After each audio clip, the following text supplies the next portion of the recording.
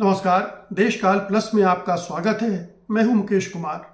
दोस्तों, एक तरफ अमेरिका है जो अपनी टेक्नोलॉजी को किसी को देना नहीं चाहता है, उस पर अपनी जो कहते हैं ना लोहे जैसी पकड़ बनाए रखना चाहता है, अपना प्रभुत्व चाहता है, मोनोपोली चाहता है, वर्चस्व चाहता है।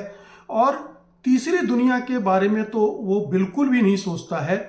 टेक्नोलॉजी ट्रांसफ़र करना हो या कोई टेक्नोलॉजी शेयर करना हो तो वो बड़ी कहने चाहिए कंजूसी के साथ ये करता है, और उस पर भी बहुत सारी कड़ी शर्तें लागू करता है और अच्छी खासी रकम भी ऐंठता है, वसूल करता है। तो अमेरिका की छवि ये है। अमेरिकी कंपनियों का भी यही रवैया रहा है। वो भी एकाधिकारवादी हैं। बड़ी बड़ी कंपनियां बन गई हैं। अमेज़ॉन है, गूगल है, माइक्रोसॉफ्ट है, स्पेस एक्स मान लीजिए। ये तमाम कंपनियां जो हैं वो मोनोपोली पर काम करती हैं, और अमेरिका में ही इन कंपनियों पर बहुत सारे केस मुकदमे चल रहे हैं। टेक्नोलॉजी चुराने के मामले भी हैं। गूगल पर अभी एक केस चल रहा है। तो एक तरफ अमेरिका और अमेरिकी कंपनियों का ये रवैया है, दूसरी तरफ चीन जो है इसके ठीक विपरीत काम कर रहा है। वो अब टेक्नोलॉजी को शेयर करने के मामले में बहुत तेजी के साथ उदारता दिखा रहा है, और उसका कहना है कि इसमें न्याय संगत ढंग से हमें टेक्नोलॉजी का उपयोग करना चाहिए। इसके जो मिसाल है वो हाल में हमें तब दिखा जब world artificial intelligence cooperation organization वाइको का शिखर सम्मेलन हुआ शंघाई में 16 और 17 जुलाई को, और वहाँ पर शी जिनपिंग पहली बार इस कॉन्फ्रेंस को संबोधित करने आए। उद्घाटन किया उन्होंने। इसमें UN secretary general Antonio Guterres भी मौजूद थे, और इसमें उन्होंने कहा कि एआई विकास किसी एक देश का सोलो परफॉर्मेंस नहीं होना चाहिए, यानी कोई अकेले परफॉर्म करे और बाकी देश पिछड़ जाएं, ये वो नहीं चाहते हैं। ये उन्होंने बहुत साफ साफ कहा। उन्होंने अंतर्राष्ट्रीय सहयोग, ग्लोबल साउथ के लिए एआई का समान पहुंच और पीपल सेंटर्ड गवर्नेंस पर जोर दिया। तो एक नए किस्म का एआई गवर्नेंस अमेरिका के विपरीत एक विकल्प के रूप में उसने पेश किया है, और इसके तहत अगले 5 वर्षों में विकासशील देशों के लिए 5000 एआई ट्रेनिंग और सेमिनार के अवसर मिलेंगे। एशियान, ब्रिक्स, अफ्रीकी संघ आदि के साथ एआई एप्लीकेशंस को ऑपरेशन सेंटर्स बनाएंगे। 30 देशों में चीन का एआई पावर्ड मौसम चेतावनी सिस्टम माजू तैनात करेंगे। ये एक अल्टरनेटिव एआई का गवर्नेंस पेश किया है, और उसमें उसने यूएन को भी साथ लिया है। उसके साथ बहुत सारे देश जुड़ चुके हैं। जैसा मैंने कहा, 6 बड़े ब्लॉक्स जैसे आसियान है, अरब लीग है, अफ्रीकन यूनियन है, CELAC सेलेक है जो लैटिन अमेरिका और कैरेबियन देशों का संगठन है, SCO है शंघाई सहयोग संगठन, और ब्रिक्स है। ये सब मिलकर दुनिया की अधिकांश आबादी को कवर कर लेते हैं, और ये सारे देश, सारे संगठन इससे जुड़ गए हैं। जो मैंने माजू की बात की, जो मौसम एआई वेदर वार्निंग सिस्टम है, चीन का मौजूद नामक एआई आधारित मौसम चेतावनी सिस्टम 30 देशों में लागू किया जाएगा। इसी तरह से ह्यूवाई जो कंपनी है वहाँ की, उसका नया चिप क्लस्टर एग्जीबिशन में दिखाया गया, एटलस 950 सुपर पॉड, हजारों घरेलू चिप्स को एक साथ जोड़कर बनाया गया एक बड़ा क्लस्टर है। ये अमेरिकी चिप्स पर निर्भरता कम करने का प्रतीक है। तो ये बड़ी चीज़ें हुई हैं। एक तरह से चीन ने अपनी टेक्नोलॉजी का, एआई में अपनी प्रोग्रेस का वहाँ पर प्रदर्शन भी किया है, और ये भी कहा है कि ये टेक्नोलॉजी हम आपके साथ शेयर करना चाहते हैं। उन्होंने जो संदेश दिया शी जिनपिंग ने, उन्होंने कहा कि America export controls chips AI models पर प्रतिबंध लगाता है। उसकी आलोचना की, एआई को नए ऐतिहासिक अन्याय न बनने दें, न्यू हिस्टोरिकल इनजस्टिस न बनने दें।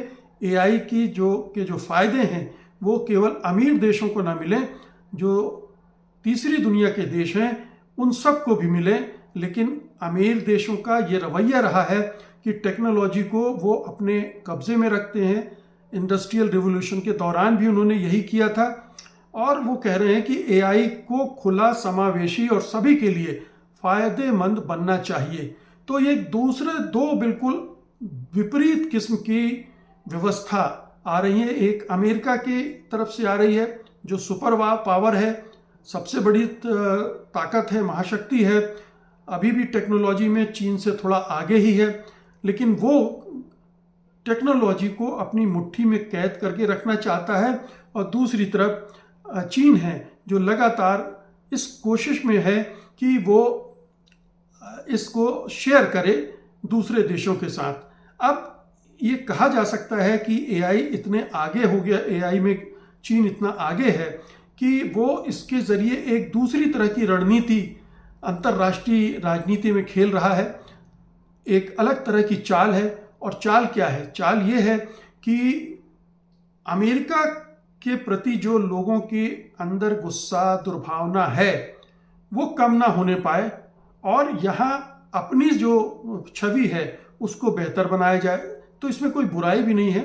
अगर आप अच्छे काम करके अपनी अच्छी छवि बनाना चाहते हैं, विश्व जनमत को अपने साथ जोड़ना चाहते हैं, तो अगर ये अमेरिका नहीं कर रहा और आप कर रहे हैं तो इसका स्वागत किया जाना चाहिए।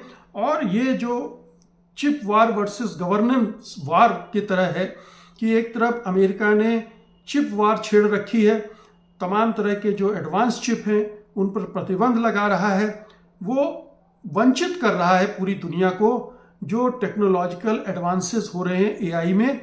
और दूसरी तरफ चीन जो है वो ट्रेनिंग दे रहा है, कोऑपरेशन सेंटर्स और स्टैंडर्ड दे रहा है।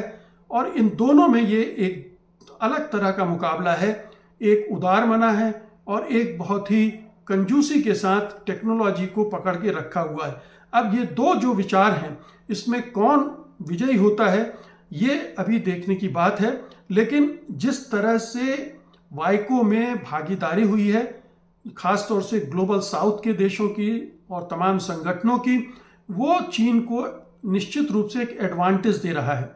वो इन तमाम देशों के साथ बहुत सारी टेक्नोलॉजी शेयर करेगा और उसको फ़ायदा ये भी होगा कि इन देशों में जो रिसर्च होंगे, जो सेंटर्स बनेंगे, उससे उसको भी फ़ायदा होगा। तो एक तरह का डिसेंट्रलाइजेशन है इस पूरी टेक्नोलॉजी के खेल में और इसमें चीन ने एक बड़ा कदम उठा दिया है जिसका उसे निश्चित रूप से फ़ायदा होगा। कई लोग ये कह रहे हैं कि ये एक तरह का बेल्ट एंड रोड इनिशिएटिव है जिसमें एआई के ज़रिए इन तमाम देशों को जोड़ा जा रहा है और ये उसको चीन को बहुत फ़ायदा पहुंचाएगा। निश्चित रूप से फ़ायदा पहुंचाएगा क्योंकि वो टेक्नोलॉजी शेयर कर रहा है, उससे उसको इनकम भी होगी और उससे उसको नई तरह की टेक्नोलॉजिकल इनोवेशन जो होंगे उनसे भी वो फ़ायदा उठाएगा। तो चीन दोहरा फ़ायदा उठाएगा इस पूरी प्रक्रिया से। लेकिन ग्लोबल साउथ के लिए भी ये एक वरदान है क्योंकि बहुत सारे देश एआई की मामले में बहुत बहुत पीछे हैं और उनमें भारत भी है, बहुत पिछड़ा हुआ है। अगर इसके ज़रिए उन देशों को आगे बढ़ने का मौका मिलता है बगैर कोई बड़ी कीमत चुकाए तो इसका तो उन्हें वेलकम करना चाहिए, कर भी रहे हैं। भारत के लिए ज़रूर मुश्किल खड़ी हो रही है कि चीन इस तरह से अपना प्रभाव बढ़ा रहा है।